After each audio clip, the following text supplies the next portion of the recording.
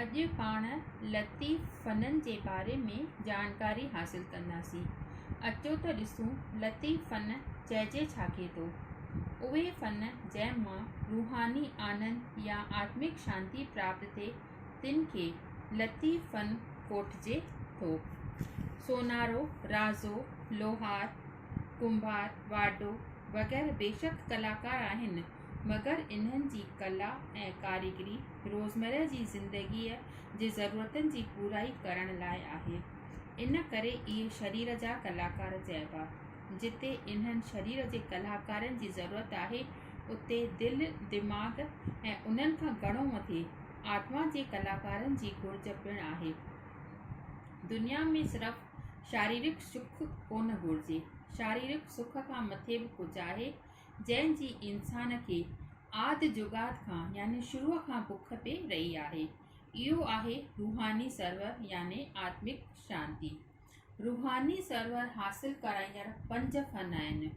उहे फ़न लतीफ़ जज़्बात खे ज़ाहिर करण लाइ वसीलो आहिनि। उन्हनि खे लतीफ़ फ़न यानी फाइन आर्ट्स करे सघिबो आहे।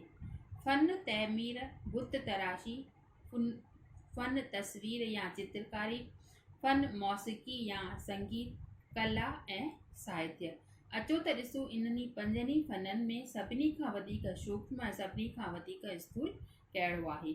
यानी उहे कलाऊं जे सुख दुख फतह प्रेम वग़ैरह नफ़ीस जज़्बात जो चित्र चिटनि थियूं। उन्हनि कलाउनि करे इंसान खे अलौकिक आनंद मिले थो।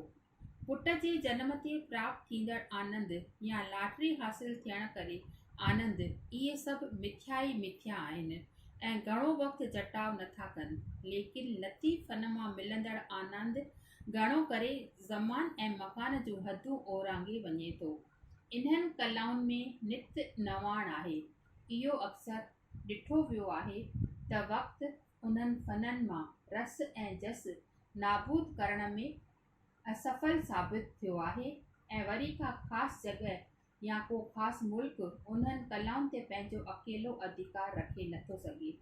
कलाकार या फ़नकार कंहिं ख़ासि मुल्क जा नथा रही सघनि।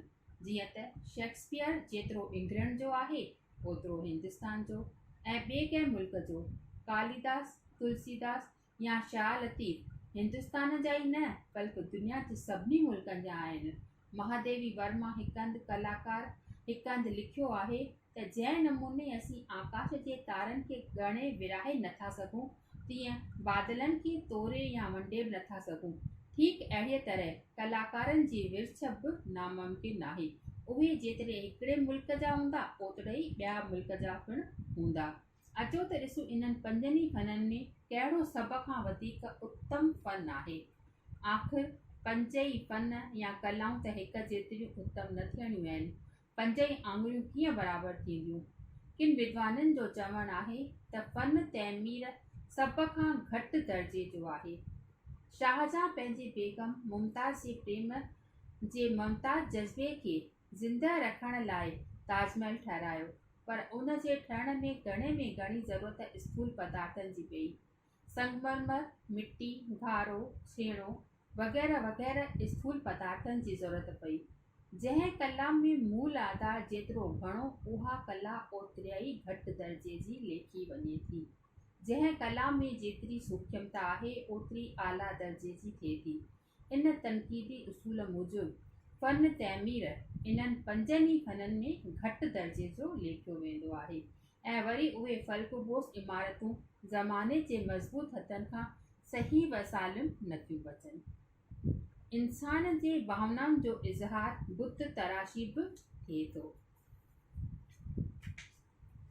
फ़न तहमीर जे मुक़ाबले में हिन फ़न में जज़्बात यानी भावनात्मक ज़्यादा नुमायां थिए थो। इन कला करे पत्थर में बि जान बासिजे थी। मिसाल तौर बुद्ध भॻवान जी मूर्तीअ खे वठो। मूर्तीअ जे चहिरे ते आत्मिक शांति पई वखंदी आहे यानी ॾिसण में ईंदी आहे। हिन में ठोस पदार्थ बि घटि खपे थो, पर हिन फ़न ते बि पिणु घणो तरो एतिरियूं ई पाबंदियूं आहिनि जेतिरियूं फ़न तहमीर ते। इन खां पोइ अचो ॾिसूं त फ़न तस्वीर छा आहे।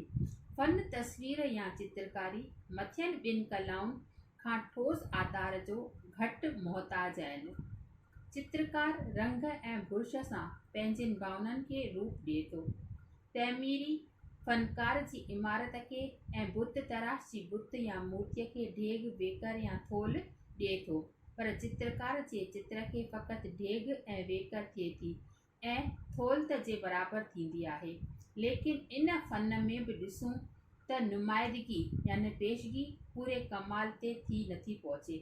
मतिलबु इहो त जीअं जीअं असीं लतीफ़ फ़ननि जे उत्तम ॾांहुं वधूं था, तीअं तीअं उन्हनि में ठोस ऐं स्थूल शयुनि खे तिलांजलि मिलंदी थी वञे, यानी मुक्ति मिलंदी थी वञे।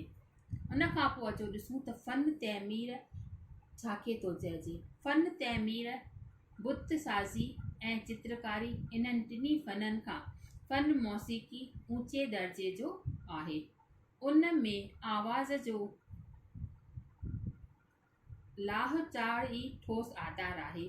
आवाज़नि जे लाह चाड़ खे बलियबित रखण सां नाना क़िस्मनि जी जज़्बात पर असर तरीक़े सां थिए थी। संगीत जो कोरो आलाप जंहिंमें शाइरीअ जी मदद वरितल न हुजे, ॿुधण वारे खे पूरीअ तरह रूहानी यानी आत्मिक शांती जो अहसासु न थींदो। ऐं वरी असीं चई सघूं था त कंहिं बि माण्हू जी इहा कला सही माना में हिन सां गॾु ई ज़िंदह रही सघे थी। नेक्स्ट जेको लास्ट अचे थो उहो आहे साहित्य जो दर्जो सभिनी कलाउनि में ऊचो आहे। उन में ठोस आधार जी दरकार ई न आहे। साहित्य त लफ़्ज़नि जे मेड़नि ऐं जुमलनि जी पैदाश आहे। इहा कला इंसान जी जज़्बात जी मुकमिल तर्जमानी करे थी। इंसान जे दिलि ऐं दिमाग़ जे पाक ताक़तुनि अॼु ताईं जो कुझु बि तख़लीक़ यानी घटियो आहे, रचनात्मक थियो आहे, साहित्य उन्हनि मिड़नी में अहम आहे। साहित्य पाक ऐं लतीफ़ जज़्बात जो मजमूओ आहे। ज़ाहिर आहे त इन्हनि पंजनि ई फ़ननि यानी कलाम जो इंसान जी ज़िंदगीअ में तमामु महत्वपूर्ण स्थान आहे। इहो इंसान ते निर्भर थो करे त कहिड़े फ़न मां हू वधीक ऐं कहिड़े फ़न मां हू घटि अहमियत, कहिड़े फ़न खे हू वधीक ऐं कहिड़े फ़न खे हू घटि अहमियत ॾिए थो। पर मुंहिंजे अनुसार त इन्हनि पंजनि ई फ़ननि जो असांजी ज़िंदगीअ में तमामु महत्वपूर्ण स्थान